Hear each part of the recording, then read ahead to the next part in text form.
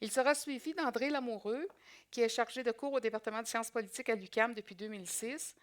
Monsieur Lamoureux a mené une longue carrière d'enseignant au niveau collégial. Il est spécialiste de politique canadienne et québécoise. Son champ d'expertise, la question nationale, les fondements de l'État et les enjeux constitutionnels, sans oublier la laïcité comme principe des démocraties contemporaines. De 87 à 93, il a été membre du conseil de rédaction de la revue Politique, publiée par la Société québécoise de sciences politiques, maintenant devenue Politique et Société. Il collabore régulièrement à différents médias radiodiffusés, télévisuels et écrits, dont dont dans le Wall Street Journal sur le PL 62. Laïque convaincu, il est rapidement devenu membre de la coalition Laïcité Québec en 2012, connu aussi sous le nom de Rassemblement pour la laïcité. Il a participé à plusieurs organisations sur la laïcité. Mentionnons la Marche pour la laïcité d'octobre 2016 et le spectacle en toute laïcité du 7 mars 2014.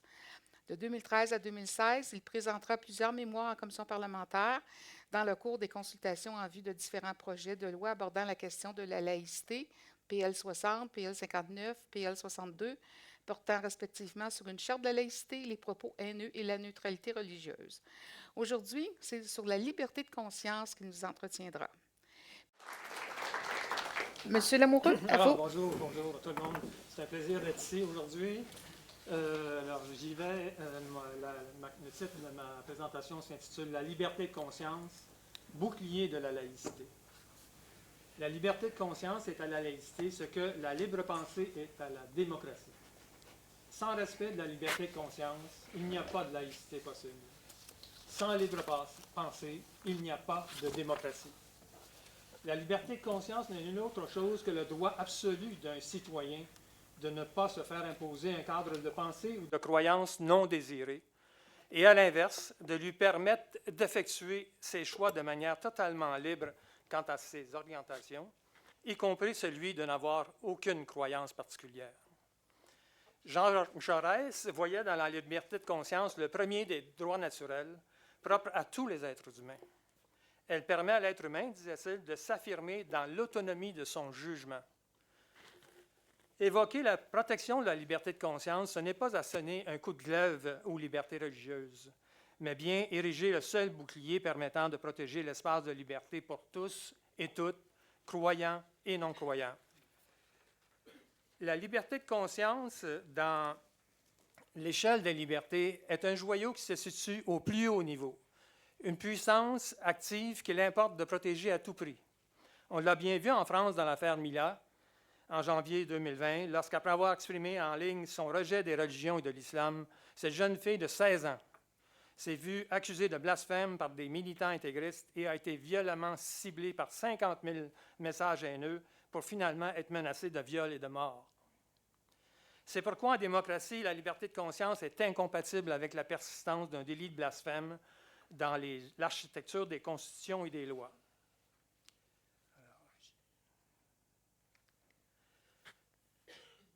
Il faut savoir que la reconnaissance de la liberté de conscience n'a jamais été formellement affirmée au Canada avant 1982.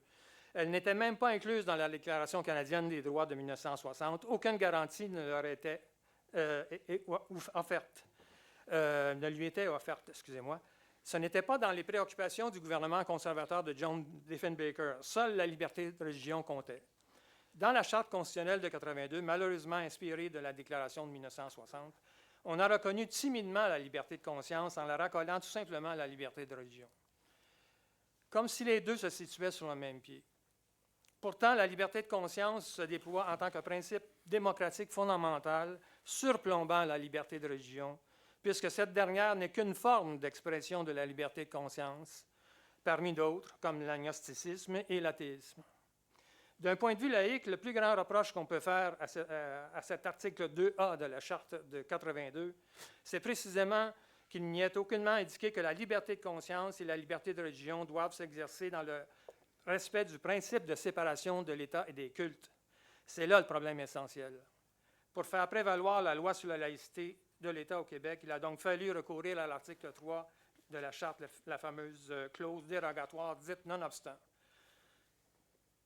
Parlant de bouclier, en relation avec le jugement de la Cour d'appel du Québec du 29 février dernier, une déclaration faite par Robert Bourassa en 1989 prend aujourd'hui une importance doublement renforcée, puisqu'en réponse au jugement d'alors rendu par la Cour suprême contre la loi 101 en matière d'affichage commercial, il avait déclaré en appui à la loi 78 qu'il avait fait adopter pour contrer ce jugement que la clause non-obstant est le rempart ultime pour assurer dans le domaine linguistique la sécurité culturelle des Québécois. On pourrait reprendre cette formulation aujourd'hui en proclamant que cette clause dérogatoire est devenue pour le Québec sa sécurité en matière de laïcité, du moins pour le moment. Dans le dossier de la laïcité, il devenait de plus en plus évident qu'aucune loi québécoise prônant l'interdiction du port de signes religieux par les agents de l'État ne pouvait survivre sans ce recours. C'était déjà limpide avec le projet de loi 60 du Parti québécois.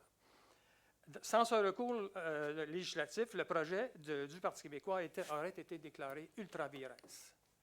Actuellement, aucune loi utilisant son pouvoir de délégation sur la Charte fédérale, avec une loi utilisant son pouvoir, on s'assure que la protection de liberté de conscience des citoyens prévaudra dans l'exercice des fonctions des agents de l'État et des services publics. Pas pour enlever des droits, mais bien pour faire prévaloir le plus fondamental. Par ailleurs, ce qui est extraordinaire dans le présent jugement de la Cour suprême, de la Cour d'appel, c'est qu'il recuse fermement la thèse retenue, ça j'ai trouvé ça très fort, en première instance par le juge Marc-André Blanchard, la FAE et le Conseil national des musulmans canadiens, postulant que le projet de laïcité québécoise du gouvernement du Québec avait été conçu dans l'optique de discriminer les minorités religieuses du Québec et tout particulièrement les femmes musulmanes. La Cour a refusé catégoriquement ce jugement, cette interprétation idéologique controversée. Il s'agit là d'un énoncé fort du jugement qui fait voler en éclats le discours ambiant au Québec sur le racisme systémique et l'islamophobie qui serait promu par le projet de laïcité prôné par le Québec.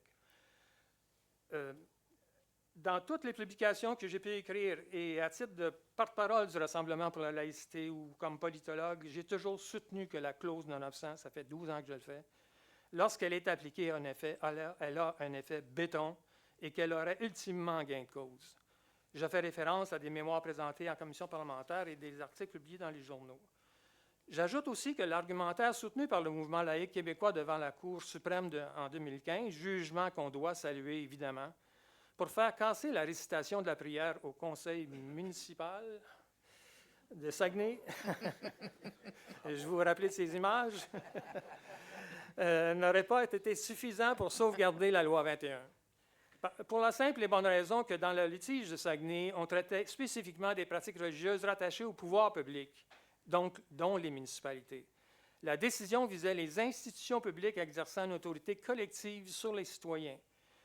Tandis qu'à ce moment-ci aussi, avec la loi 21, on réfère aussi à l'expression ostentatoire par les employés eux-mêmes, à titre individuel, de leurs croyances religieuses. Dans le jugement de la Cour suprême sur Saguenay, le juge Gascon traite de l'intervention des pouvoirs, je cite, des pouvoirs publics et de l'obligation de neutralité de l'État, strictement, et non celle des individus qui agissent à titre individuel.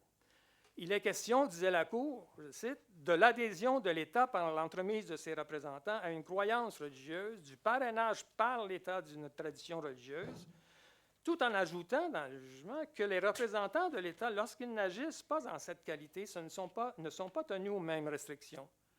La conclusion de neutralité de l'État n'affectant pas leur droit à cette liberté à titre personnel.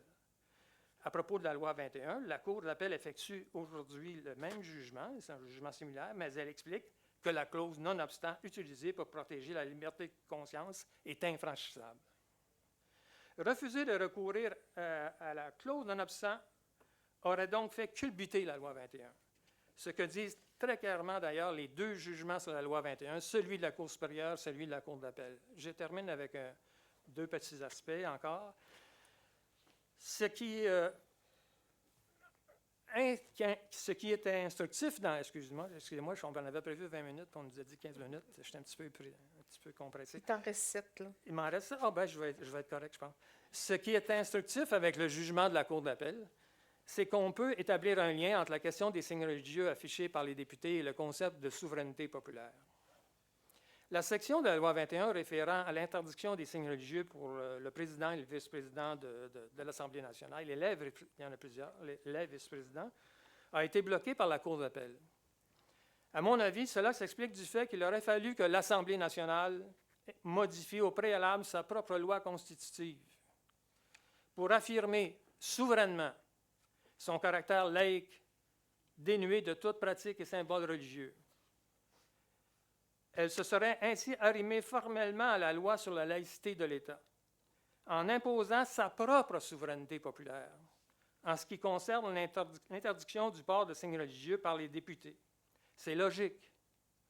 L'Assemblée nationale, lieu d'exercice par excellence de la démocratie du pouvoir d'État, devait elle-même se marier aux règles de la loi sur la laïcité de l'État. C'est le cas en France, mais aussi de la République et le canton de Genève. Si l'Assemblée l'avait fait, la Cour d'appel aurait été possiblement obligée de reconnaître la pleine légitimité de la mesure.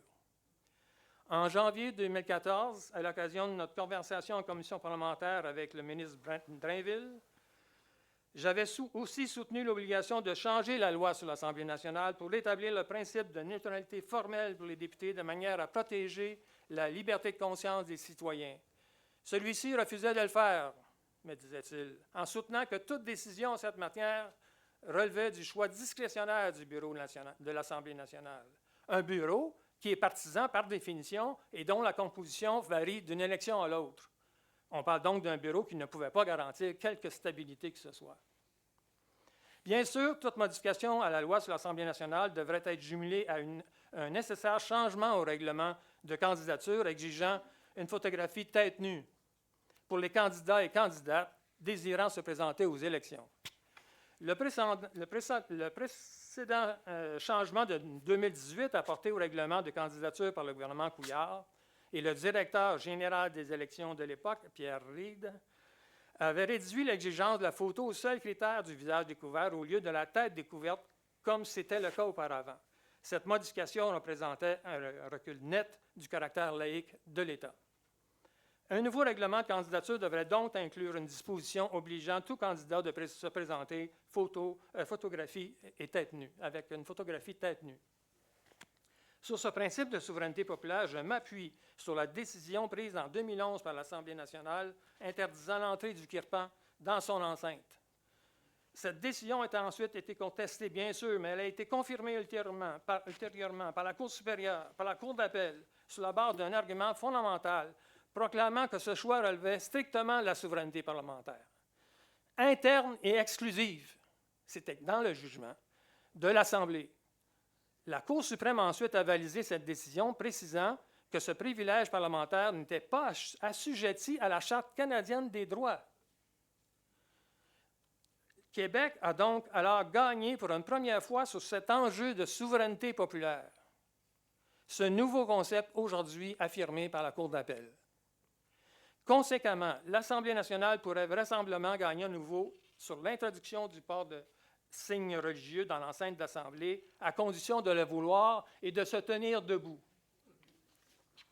En terminant, concernant la laïcité, j'ai terminé ces 2 secondes, concernant la laïcité dans le secteur de l'éducation, il m'apparaît nécessaire de bonifier la loi 21 pour que tout le personnel école soit tenu à une stricte neutralité. Je pense aux professionnels non enseignants, psychopédagogues, orthophonistes, psychologues, mais aussi aux nouveaux aides aux enseignants, qui prendront bientôt place en classe. Je crois aussi que la laïcité et l'interdiction du port de signes religieux devraient être formelles dans les cégeps. J'y ai fait ma carrière. J'ai été coordonnateur, j'étais même président de la commission des études, j'étais même cadre au cégep.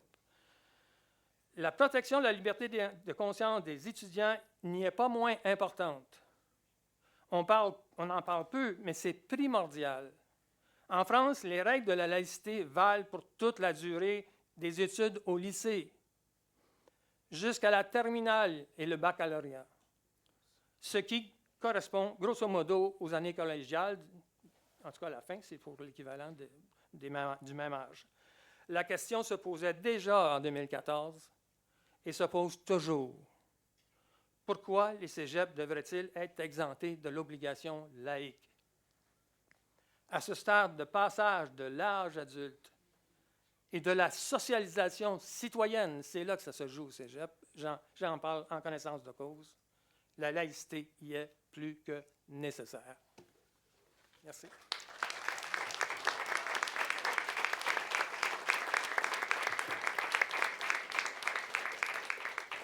Merci, Monsieur Lamoureux.